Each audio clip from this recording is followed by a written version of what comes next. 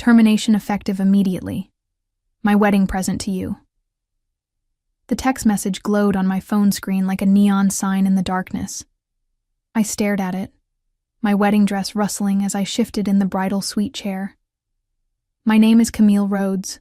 I'm 33 years old, and I had just become the victim of the most vindictive act I'd ever experienced.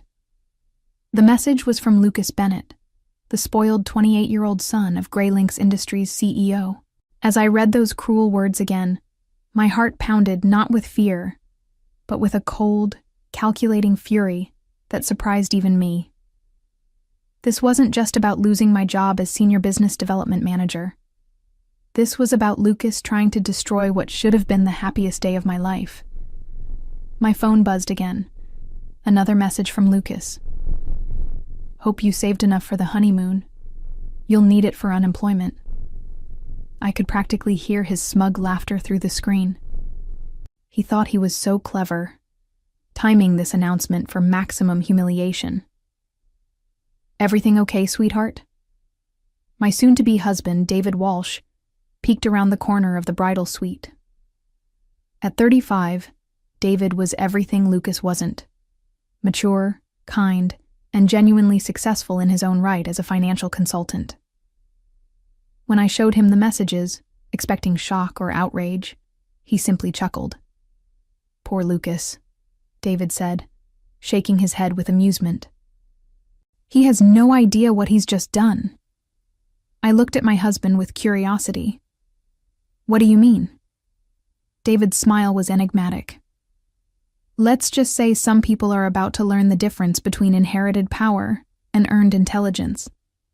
The wedding coordinator knocked softly on the door. Miss Rhodes, it's time. As I stood and adjusted my dress, I felt something shift inside me. The devastating blow Lucas thought he'd delivered had instead awakened something fierce and determined. I had spent 5 years at Greylinks Industries, building relationships, securing major contracts, and establishing myself as one of their most valuable assets. Lucas might have his father's name on the building, but I had something far more powerful, the trust and respect of our biggest clients. My phone buzzed one more time.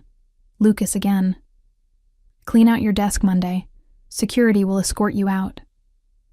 I smiled as I slipped the phone into my purse. Lucas had made one critical miscalculation. He assumed that firing me would end my influence at Greylinks Industries. What he didn't realize was that my departure would trigger a chain reaction that would bring his carefully constructed world crashing down around him. By the time this wedding reception ended, Lucas Bennett would understand the true meaning of consequences. Walking down the aisle toward David, I reflected on how I'd ended up in Lucas's crosshairs. It started 6 months ago when his father, Robert Bennett, announced that Lucas would be taking on more responsibilities at Greylinks Industries. The company specialized in manufacturing industrial automation equipment, and I had been their star performer for years, bringing in over $60 million in contracts during my tenure. Lucas had always resented me. While I worked my way up from an entry-level position through sheer determination and results, he waltzed into a senior management role straight out of business school. His jealousy became toxic when I landed the North Peak engineering account last month, a deal worth $40 million that Lucas had been trying to close for 2 years. She's making me look incompetent, I'd overheard him complaining to his father. Robert's response had been diplomatic, but firm. Results speak louder than complaints, son. That conversation apparently planted the seed for today's vindictive attack. Lucas must have been planning this moment for weeks, timing my termination to coincide with my wedding day. He probably imagined me collapsing in tears, my special day ruined by his cruel power play. My relationship with the Bennett family had been complex from the beginning. Robert genuinely respected my work and often praised my ability to understand clients' needs in ways that his own son couldn't. Camille has an intuitive grasp of what makes these deals work, he told the board of directors during my last performance review. But Lucas saw my success as a threat to his eventual inheritance of the company. Every major contract I secured made his own mediocre performance look worse by comparison. When I received the prestigious Industry Excellence Award 3 months ago, Lucas's resentment reached a boiling point. He started undermining my projects, scheduling conflicting meetings during my client presentations, and spreading rumors about my aggressive negotiation tactics. The irony was that my wedding to David actually strengthened my professional network. David's consulting firm worked with many Fortune 500 companies, and our combined connections made us a formidable team. Lucas probably saw our marriage as another threat to his position. As I reached the altar and took David's hands, I thought about the phone calls I'd made earlier this week. Casual conversations with key clients, just checking in, building relationships. What Lucas didn't know was that these weren't random social calls.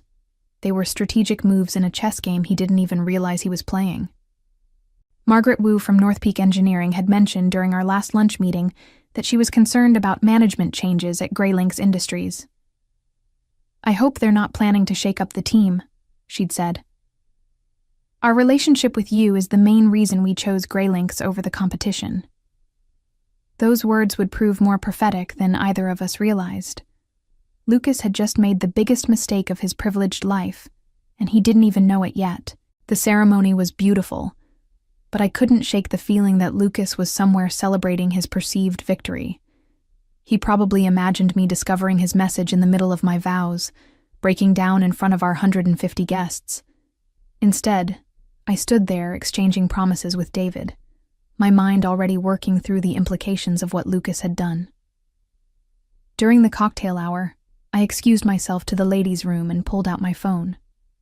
No missed calls from Robert Bennett, which meant Lucas hadn't informed his father about the termination yet.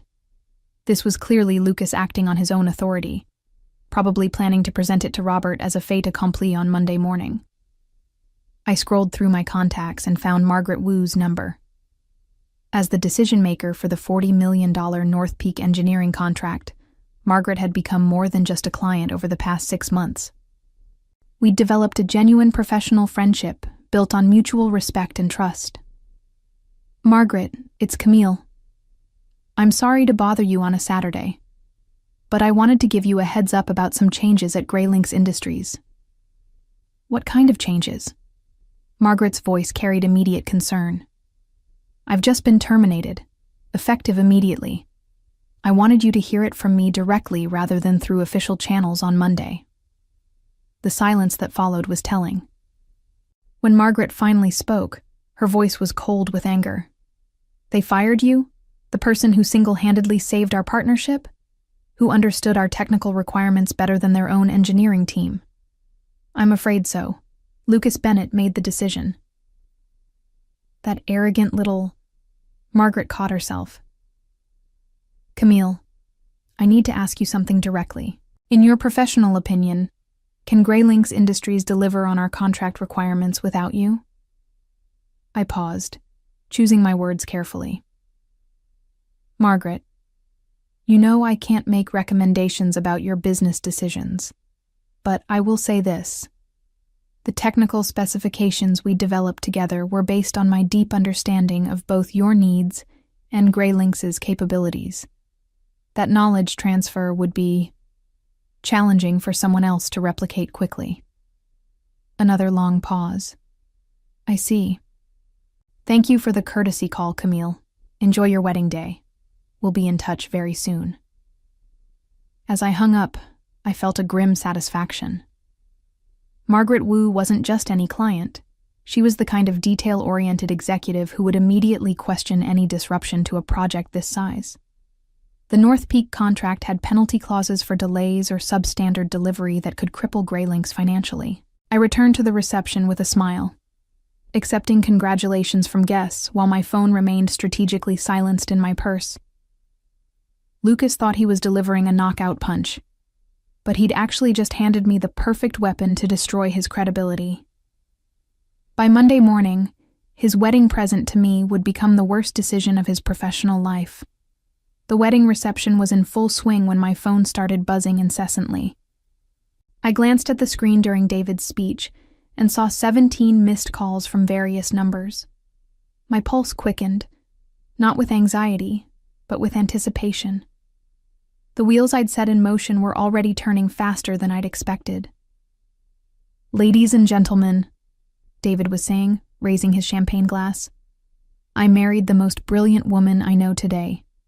Camille has this incredible ability to see 3 moves ahead in any situation. It's what makes her so successful in business, and it's what made me fall in love with her. If only he knew how prophetic those words were. As the applause died down, I excused myself again, this time heading to the venue's business center.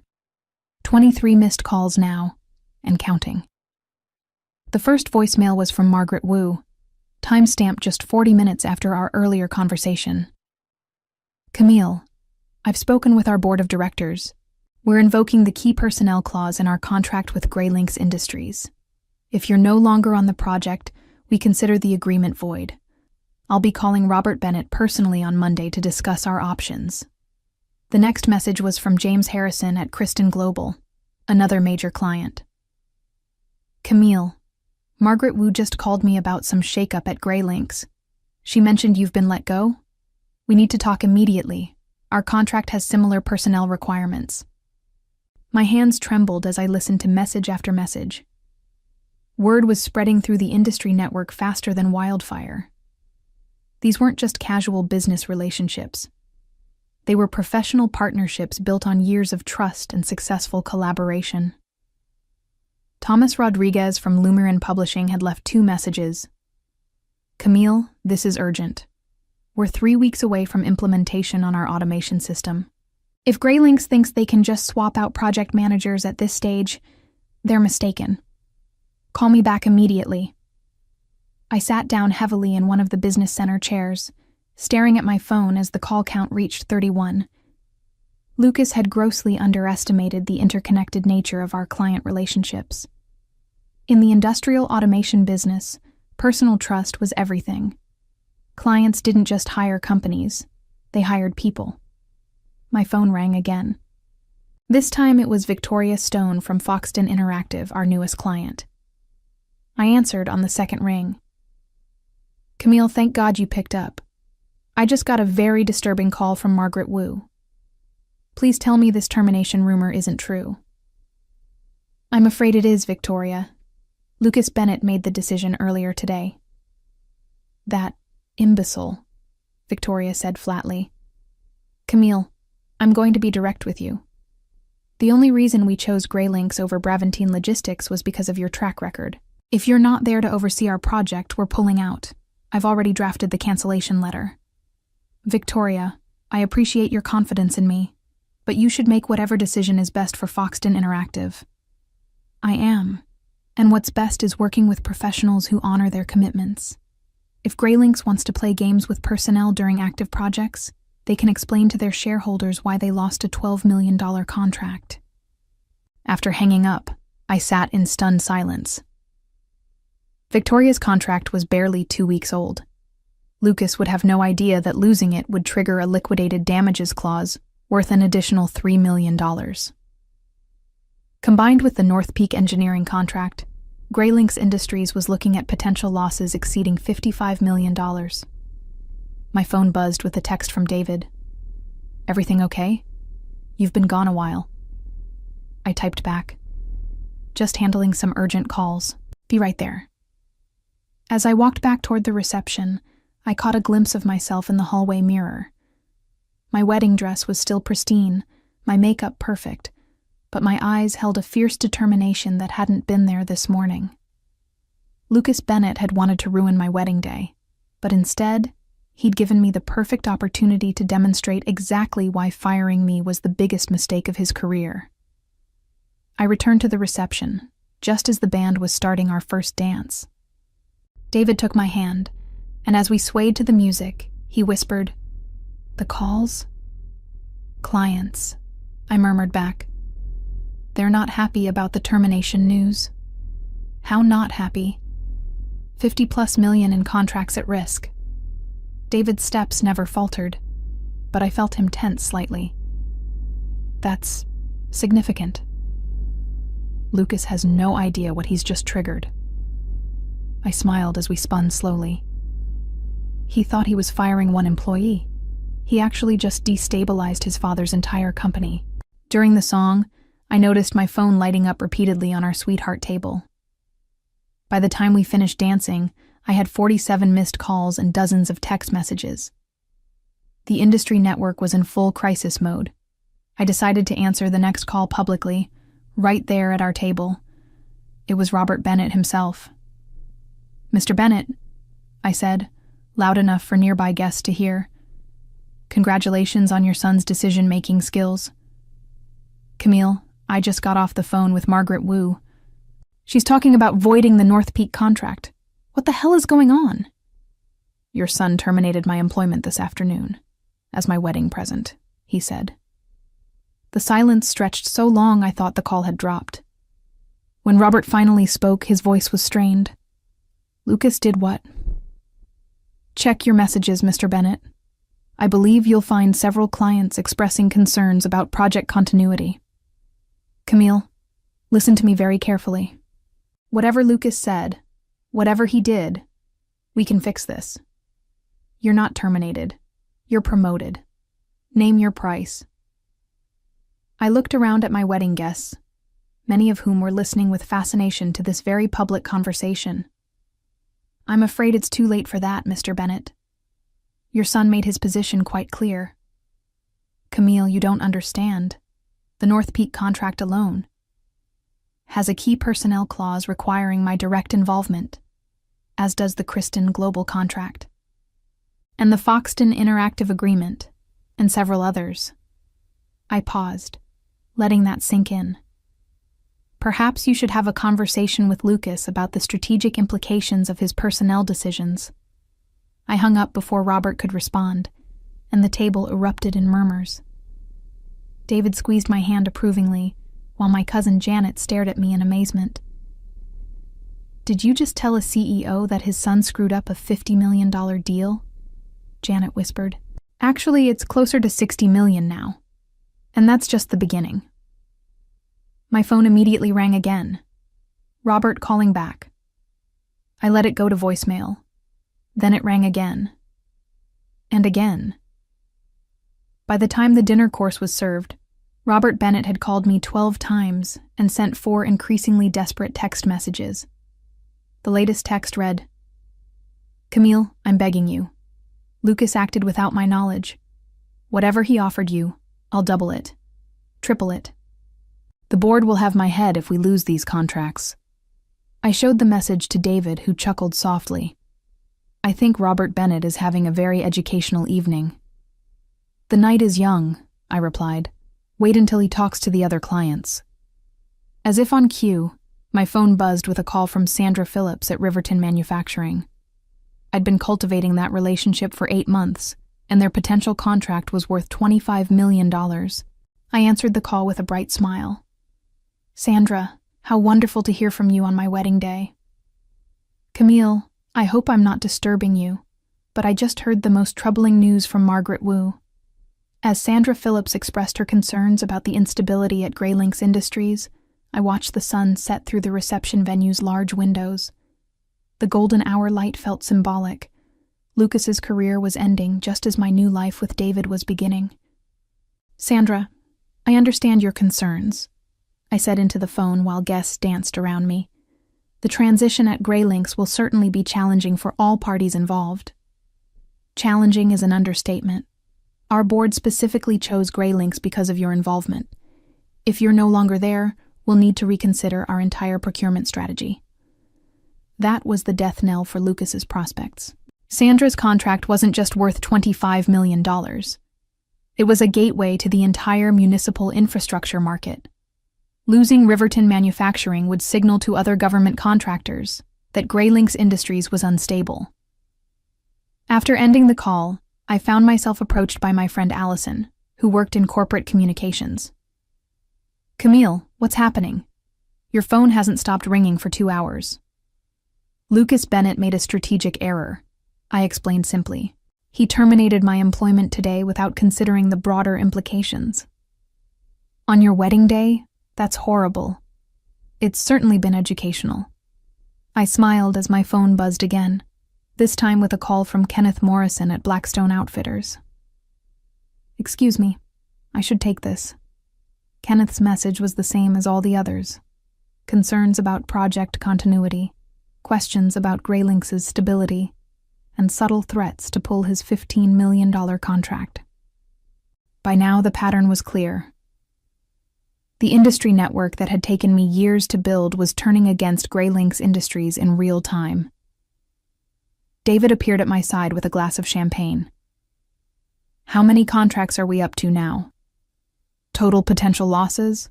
Approaching $90 million. I sipped my champagne thoughtfully. And that's just the immediate impact. The reputation damage will cost them much more in future opportunities.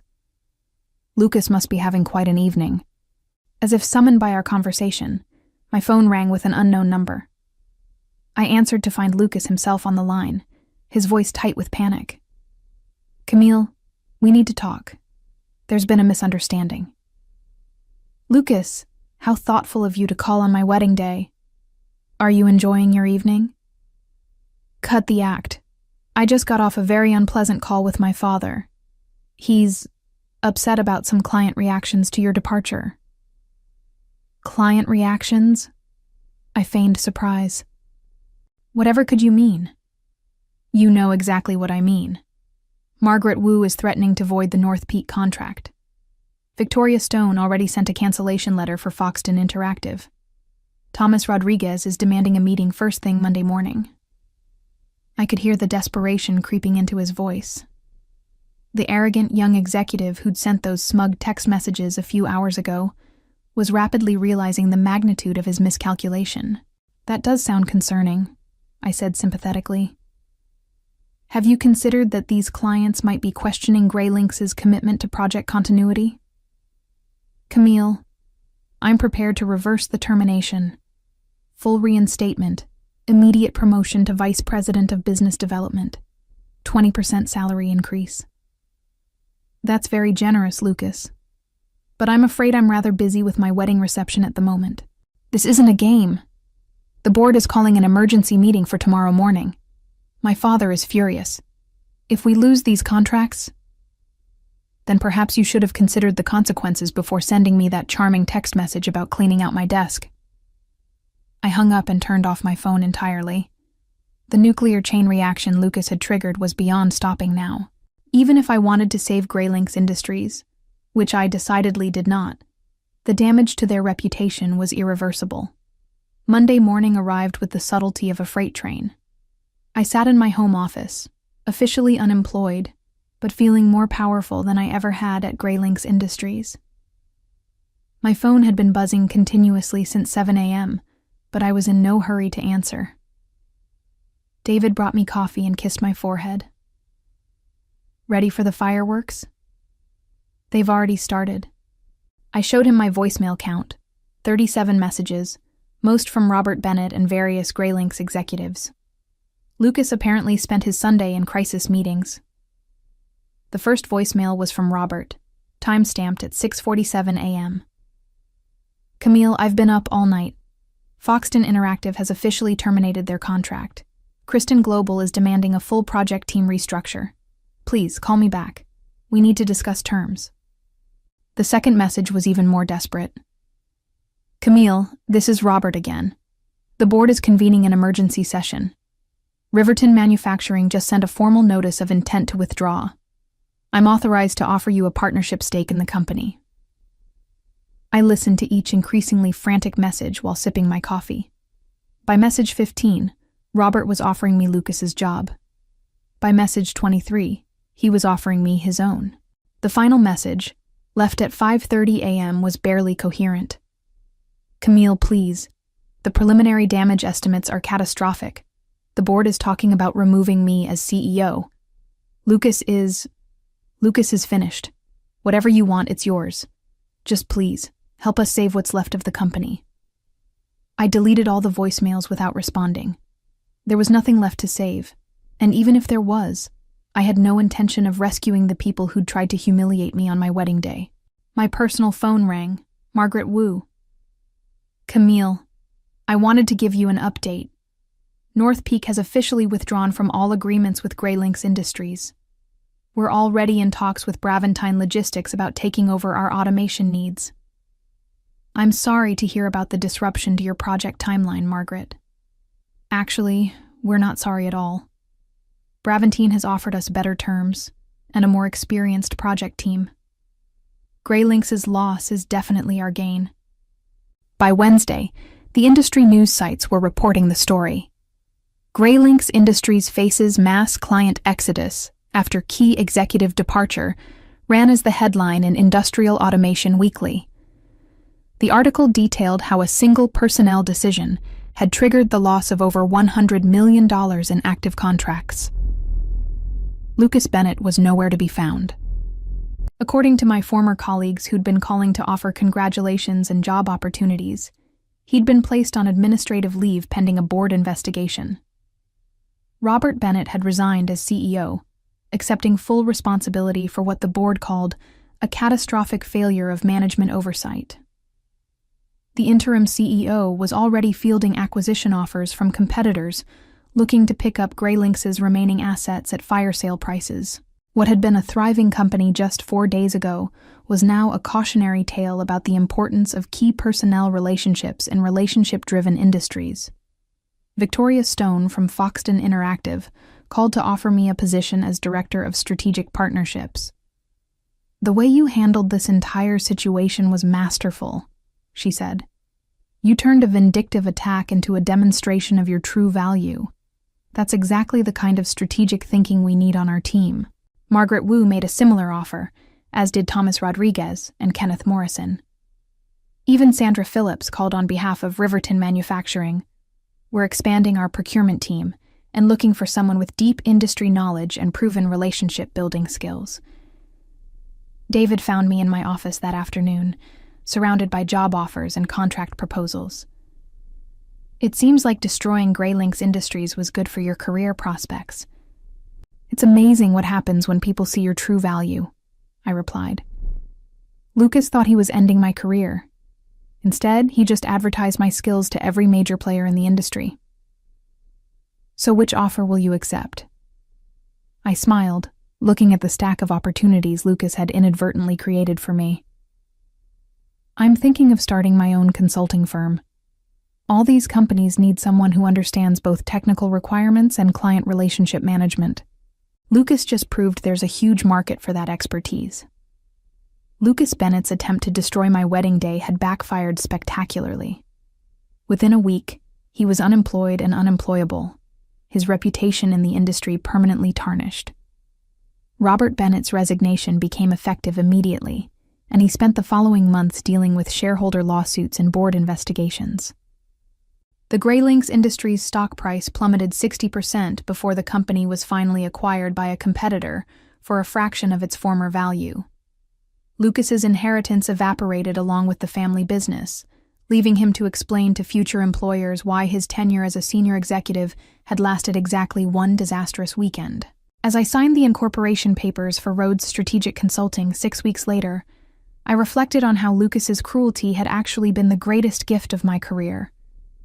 His vindictive wedding present had freed me from a company that didn't value my contributions and launched me into entrepreneurship with a ready-made client base and an industry reputation for turning adversity into opportunity. Sometimes the best revenge is simply letting your enemies destroy themselves while you build something better from the ashes of their mistakes.